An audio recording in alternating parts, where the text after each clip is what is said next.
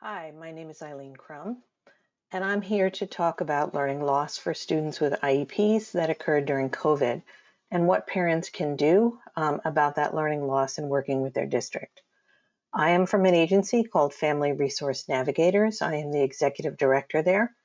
I am also one of the instructors in the um, special education advocacy training program called SEAT for COPA.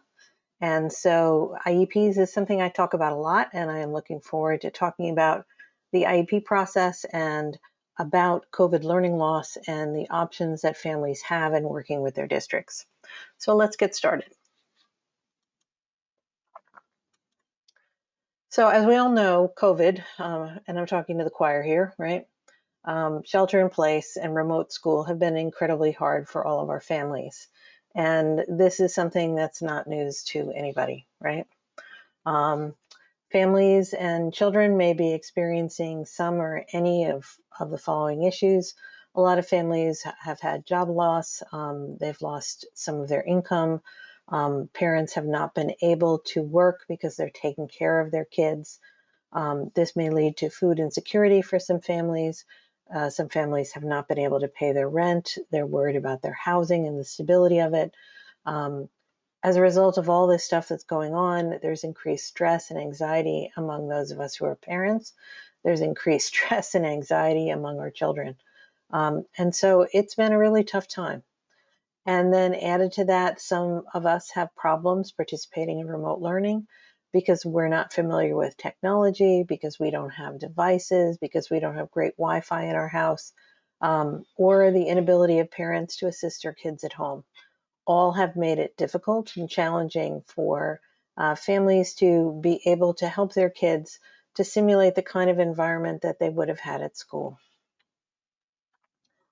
And one of the things that I just want to make note of is that this has been worse for a lot of our families who are Black or biracial or people of color. The statistics from the Census Bureau say that this impact, where it has been about 45% for loss of household income for white families, it's been 64% for Latinos, 57% for Blacks, and 55% for Asians. So the impact is differential. It has been greater on families that are not white, and those families may be experiencing higher levels of struggle. And I just want to acknowledge that right now.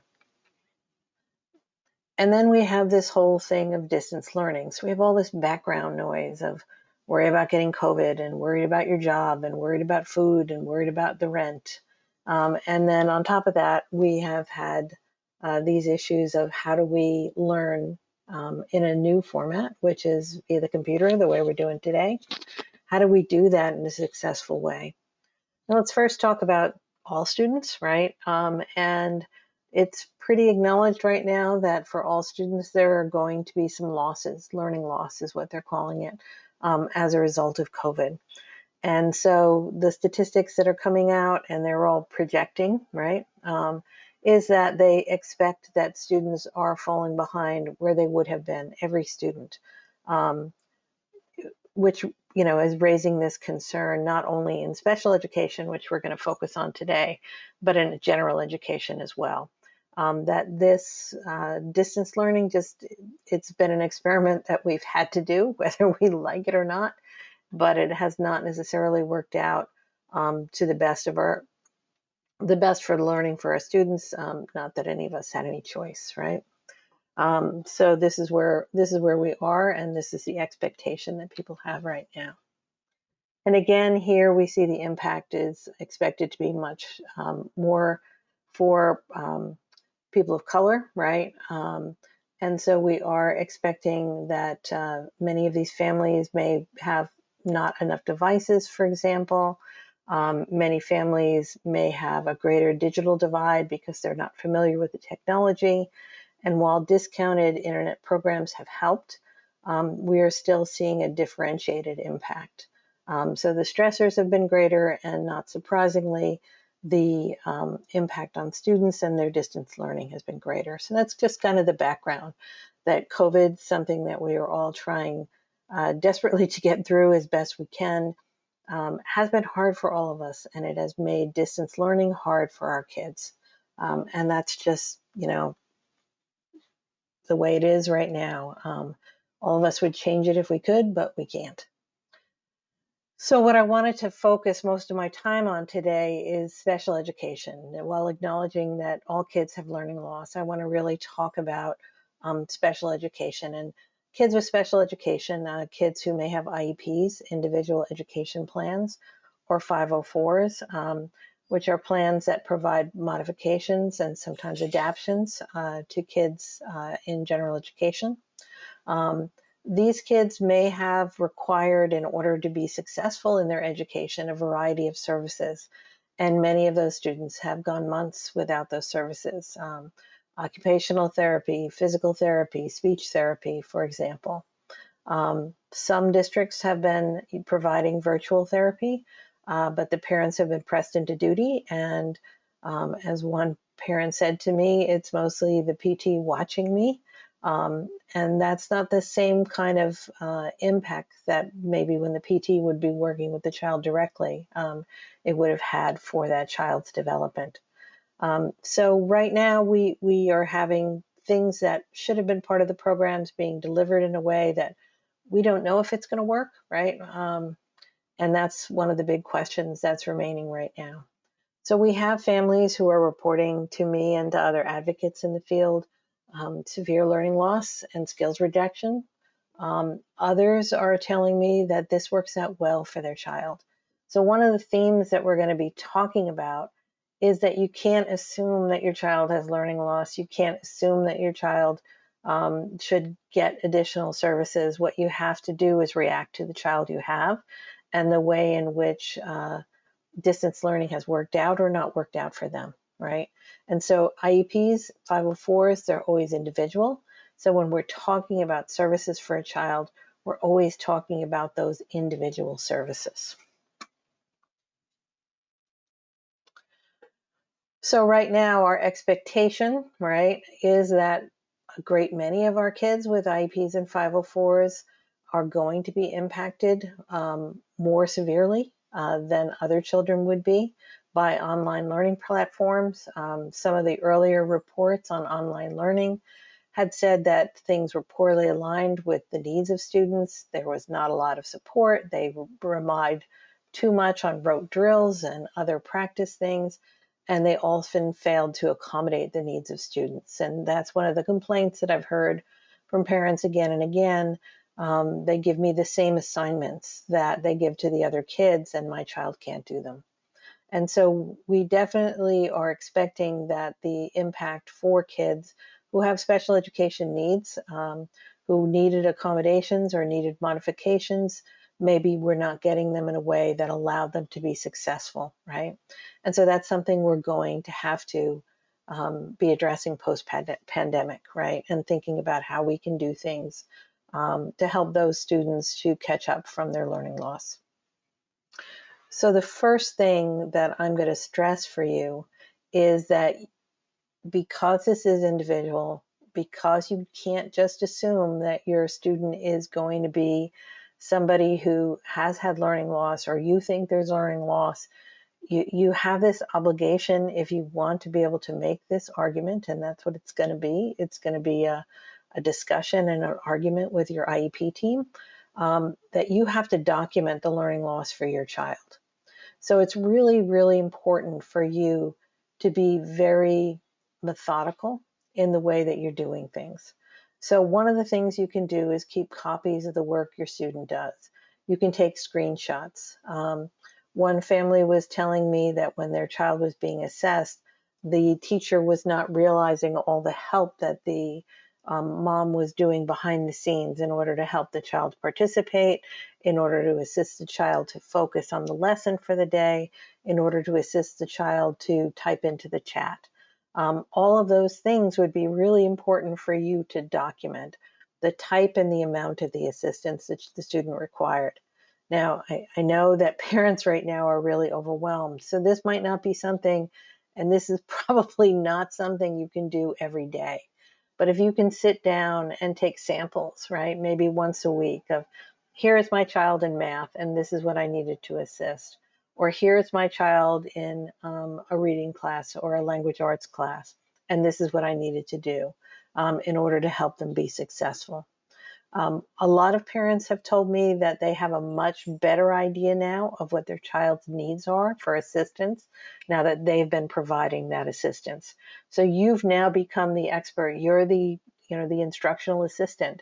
You are the substitute teacher for your child. You've been doing all this.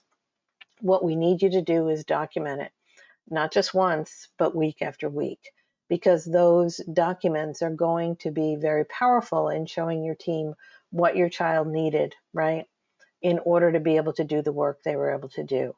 Or if your child was not able to do the work, they need to see how, even with the assistance you were giving, this work was maybe not appropriate, or maybe not broke down enough, or maybe not adapted to your child's needs.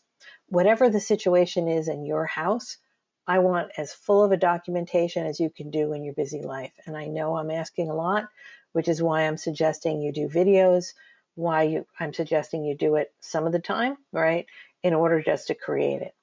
And so creating those logs or those videos, and I know from observing my own kids, there's a difference when we're talking about synchronous classes where you're simultaneously involved with the teacher who is live, or the teaching assistant who is live, and those that are asynchronous, where your child maybe is expected to do things independently. There may be quite different abilities of your child to participate in those things. You want to document what those differences are. You want to document what those results are. You really want to show what your child received and what your child was able to do. And this is not from a negative viewpoint, right? We are proud of who our children are. We are proud of them getting through COVID. We are proud of ourselves for getting through COVID. But you need to be honest and objective in getting the information documented on what did your child need to do that. Because your team is not going to be able to see that as easily as you are. And through your logs, through your videos, you're going to be able to show your team exactly what your child needed.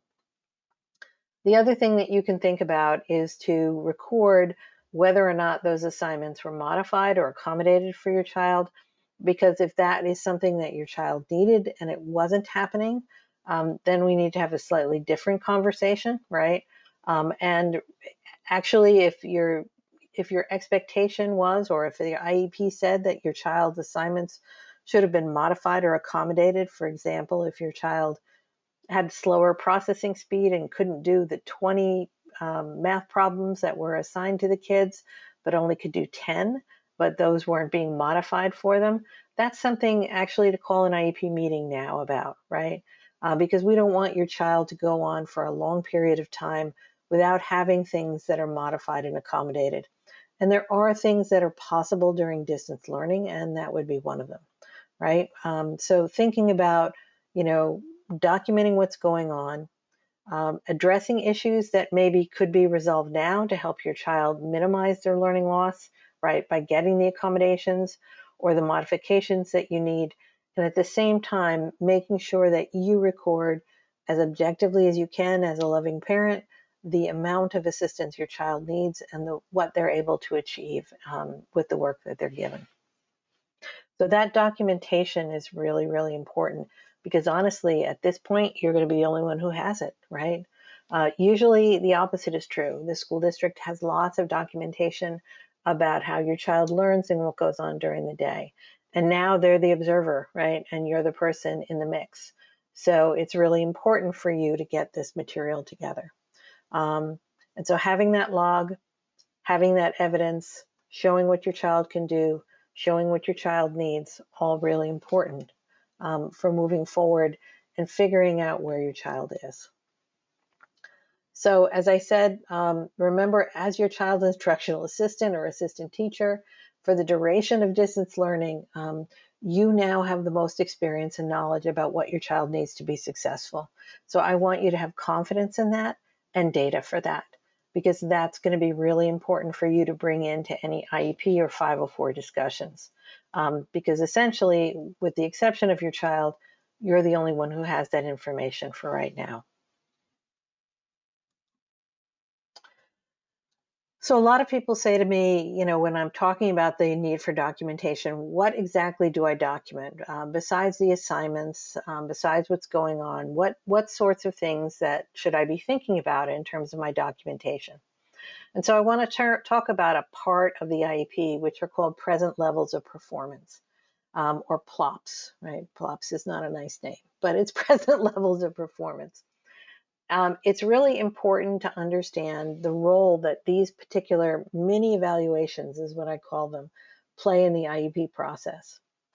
So when your team is writing their goals, on the far side of the document, it will have present levels of performance, what your child is doing in this area right now. So if we're looking at spelling and we're looking at a young child who maybe is learning to spell 3-letter words, it might say, well, they can do this many words in these language groups, and they did this well, and this is what we need to go, then the goal becomes, this is where we need to go going forward, right?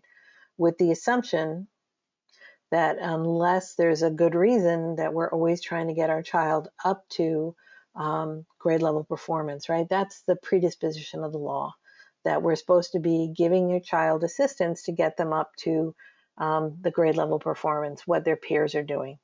Now, that being said, right, not every child's going to get there, and that's okay. We still love them. We still are proud of them. But what you want to do is know what those present levels of performance are. So if you have 10 goals in your IEP, you have 10 present levels of performance. Goals are what services depend on in an IEP. So if we think about an IEP, the way it works is we do assessments of which present levels are part, right? They're little mini assessments on specific things. Then we build goals to build a plan for a child. And from those goals, we decide what kind of placement and services and supports they need. And so it's real important for you to have a handle of what all those present levels of performance are for your child.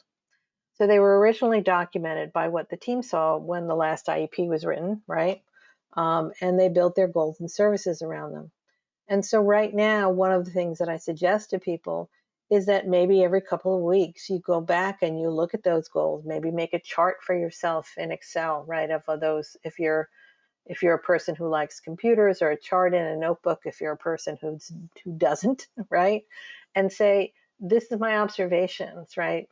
So you said that they could spell words, 3-letter words, rhyming words, and I'm not finding that to be true, right?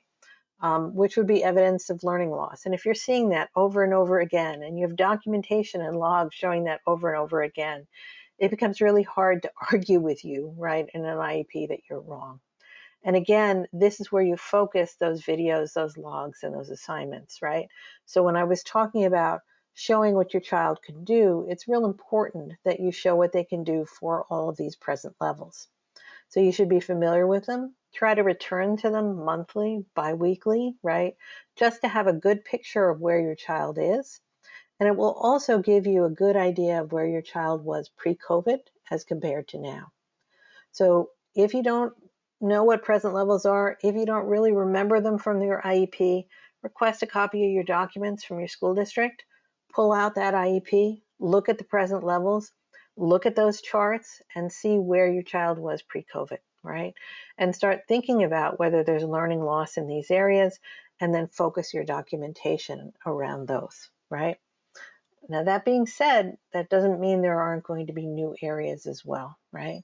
So even though the present levels of performance that are in the current IEP address what we saw as the problems in the past, a lot of our kids, for example, are experiencing anxiety, and anxiety might make it much more difficult for them to have executive function, to plan what they need to do. So we might see children developing new areas, right, where they might need help, and you should be documenting those as well. So if your child was able to sit down and write a couple sentences by themselves in school, but at home, when that happens, they start getting distracted, they start expressing worries, they don't focus, right, or those things are more difficult, we do want to document those new things as well, because those new things also should be addressed in the IEP. So 2 sets, right? The current present levels of performance where we're seeing problems, or the child was not at the level of their peers, and we were moving toward, whatever the next step was for that particular child. And then any new issues that you're seeing, right? You want to document those as well so that we can make sure that those are addressed for the child. Oops, sorry about that. Let's see if we can get to the next one. There we go. Another way of doing, kind of looking at whether your child has learning loss, and so we talked about looking at the IEP document already, documenting the present levels, documenting new things that are evidence of learning loss or problems for the child, right? And those can be social emotional things that are impacting learning, social things that are impacting learning, right? Academic achievement, all are fair game. But for some kids, we might be also looking at standardized tests of achievement, right? And I say for kids for whom these tests are a valid measure of their performance.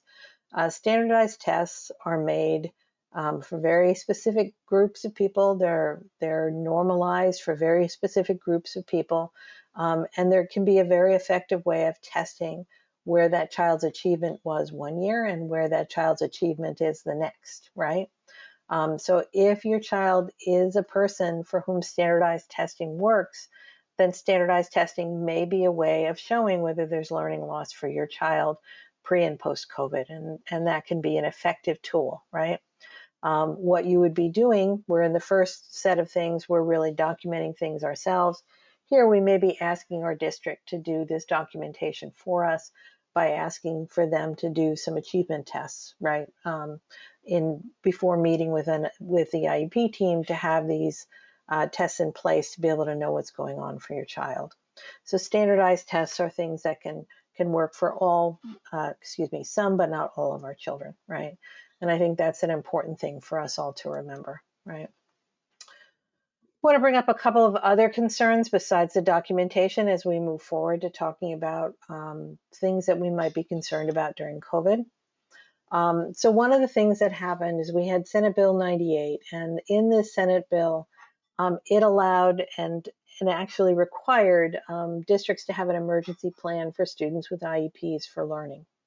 And these emergency plans were supposed to specify how the child's plan would be delivered under emergency conditions, right? And be part of your child's IEP.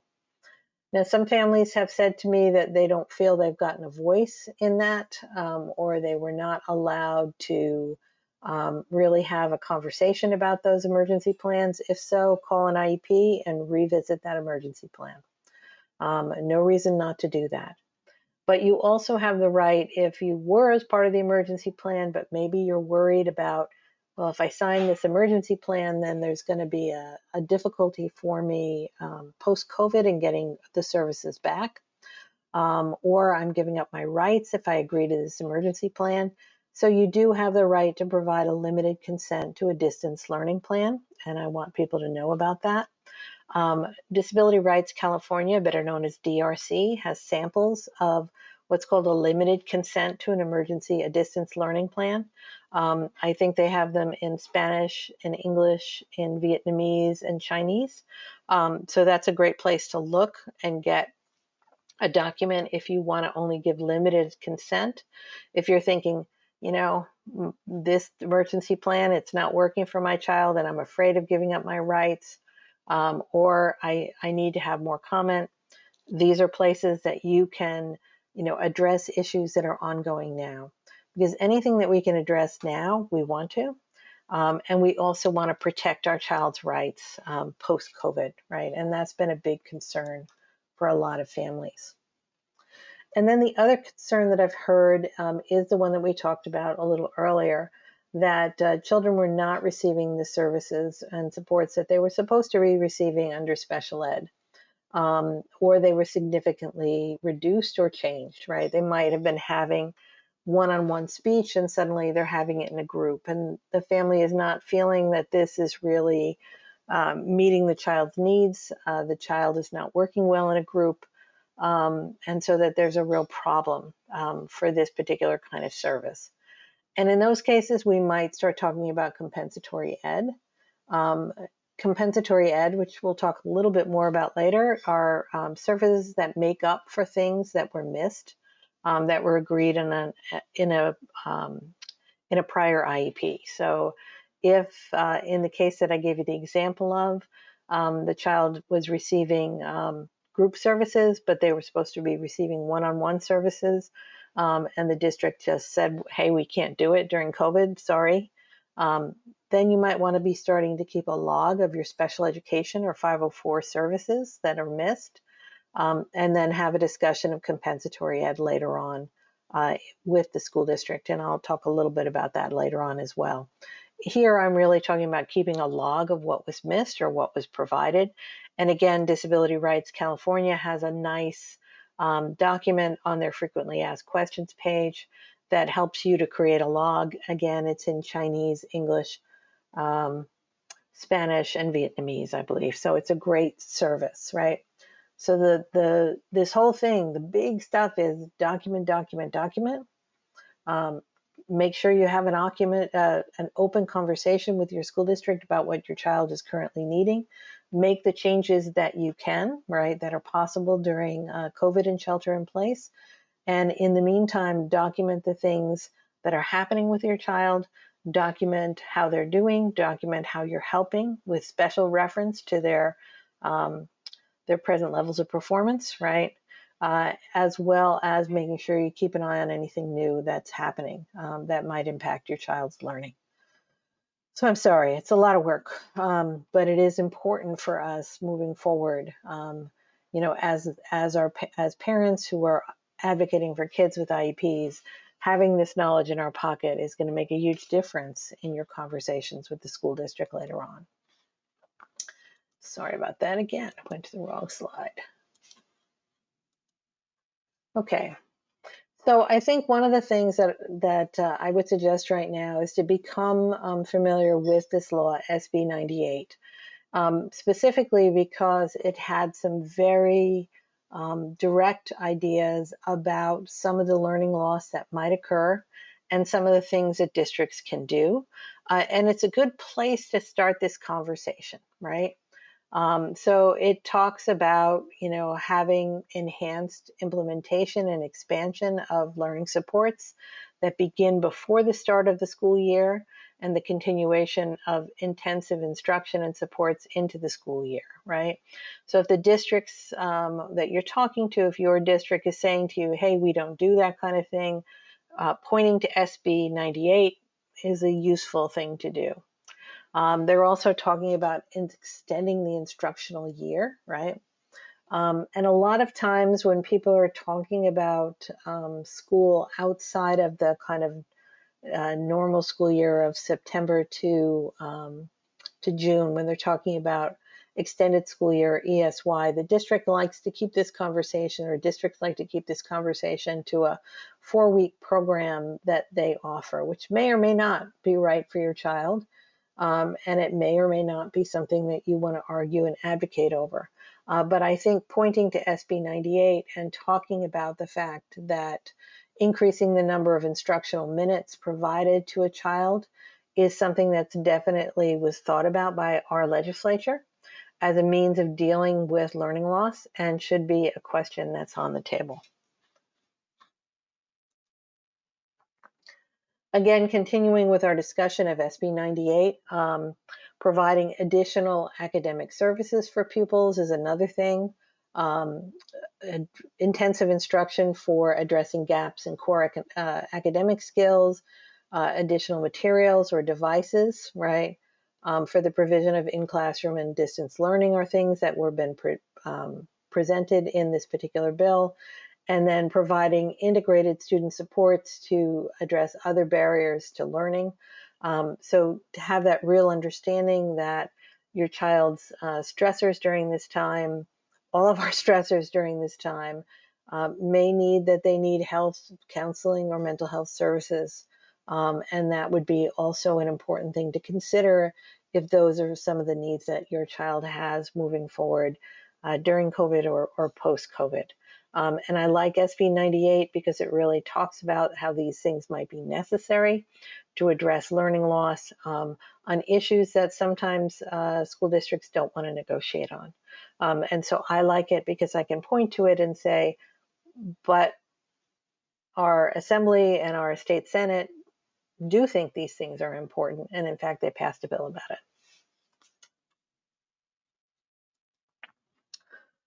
Okay, so we have our documentation.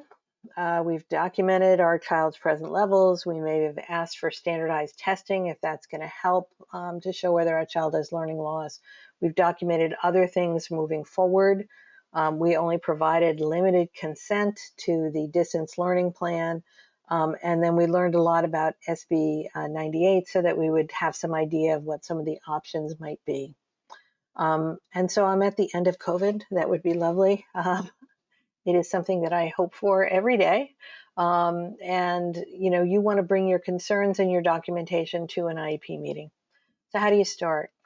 First, you call an IEP meeting. District has 30 days once school is in session to have an IEP meeting. I would explicitly call it to address learning loss. And that would be a really important part for me because I would just want to have one item on the agenda. I would send the district my agenda that might not just have learning loss, but all the ways in which I've documented, all the things that I've observed, where I see my child's present levels. If my child had a need for standardized testing, I would be asking for that. And I would be really making sure I have the documentation ready for that meeting to share with them, right? Which is why it's so important in the bigger picture, right? Even though we're busy, to make some time to document these things as we go along.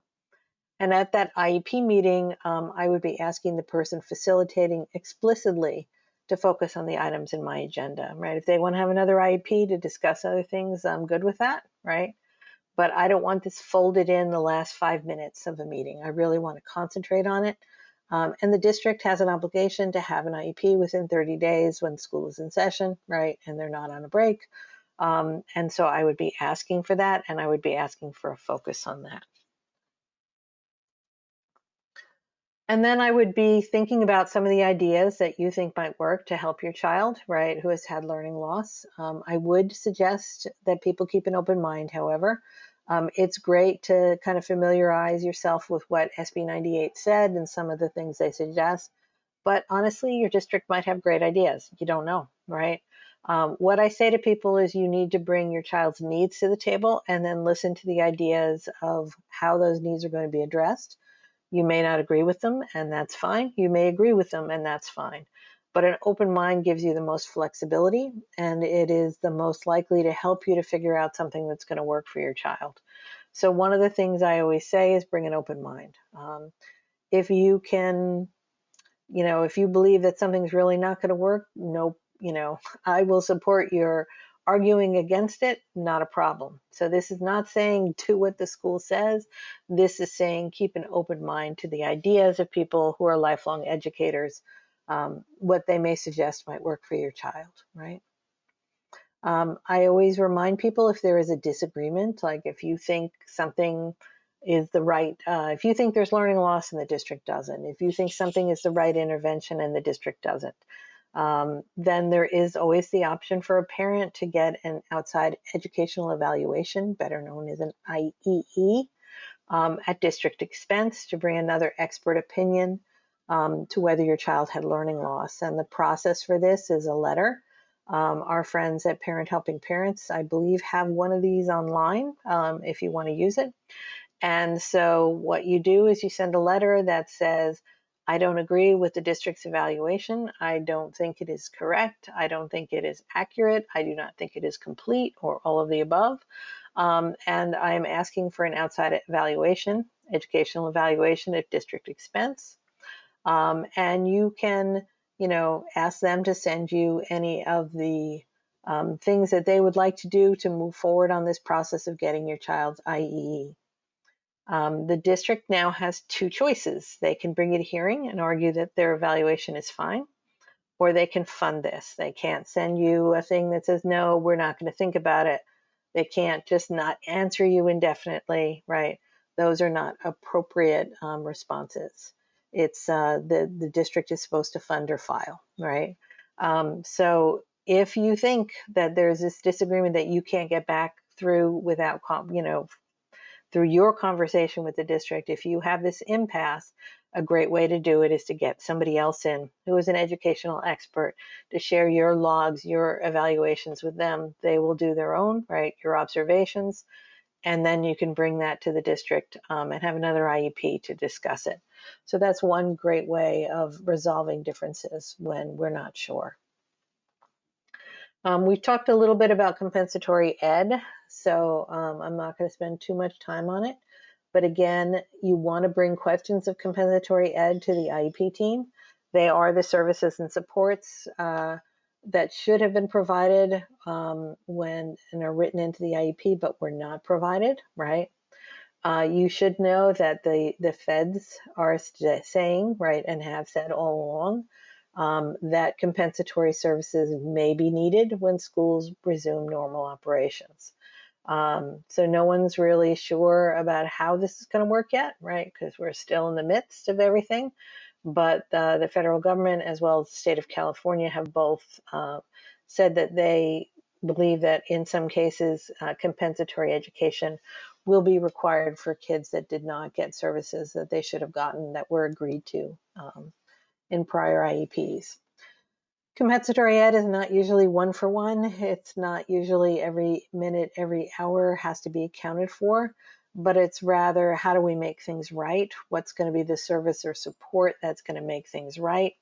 So if your child needed individualized reading and they were supposed to get that from a resource specialist throughout the year, what you might agree to is a 2-week intensive program during the summer. That might be something that would bring your child the same kind of benefit that the reading during the year would have done. So again, compensatory ed is really a discussion, right? You can also get it through filing a compliance complaint, which is a complaint to the California Department of Education that your child did not receive services and agreed upon IEP, and asking for those compensatory services, to be provided to your child. And, compliance complaints are not tough things to write. There's literally a form on the California Department of Education website that you can just fill in. You can also call Procedural Safeguards, which is the branch of California Department of Ed that does compliance complaints and then can help you write it. So if that's something that you need, first we try to have this conversation in the IEP team with our SELPA, with our special ed director. If you don't agree, right, then this might be something that you file a complaint for. It is important to remember that this is not going to be true for everybody. Not everybody is going to have a comp ed claim, right? But the idea here is if you think this is an important issue for your child, please raise it at the IEP, right? Let's start there. My advice is never give up on what your child needs, but always start at the lowest level of conflict possible.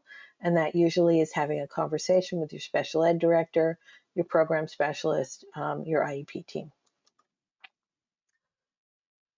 And then I just wanted to end with just an observation that was made. As I said before, I teach with COPA, and one of my co-board members with COPA, attorney Andy Feinstein, wrote this great blog, which basically said, what's going to happen after COPA? Well, the teams should do what the law says, right? It should meet after the pandemic and determine those present levels, right? Remember the present levels, the things the IEP goals are written on? And they should have a good idea of what those are to determine whether your child needs a new program and a new placement, new services, new supports.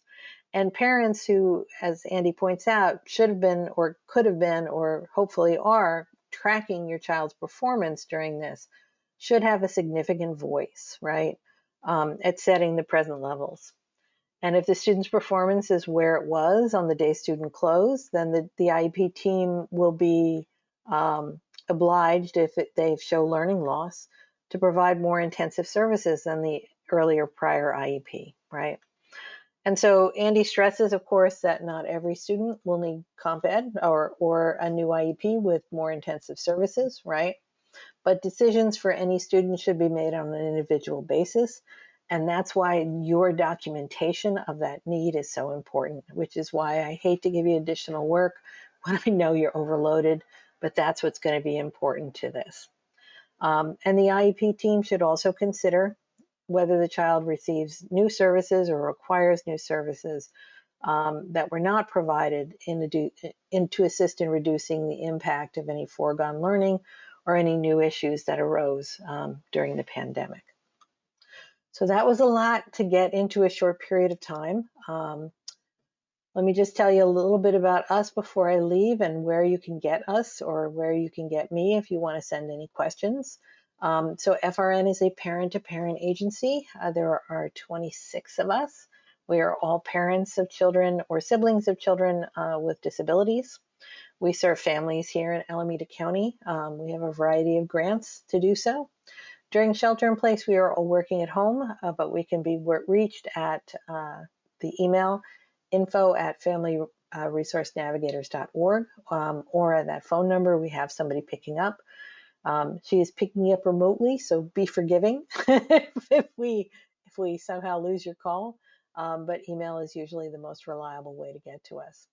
So those of you parents who are at home and helping your children, trying to hold down jobs, trying to keep food on the table, I want to say I honor all the work you do. I know it is hard. And, hopefully when we come through all of this, we will all be able to get together and figure out ways to help our kids to get back to where they were before and receive the services that are required for them to make progress on their IEP goals. So thank you so much for listening. And I know that we will be having a Q&A session, and I look forward to talking to many of you then.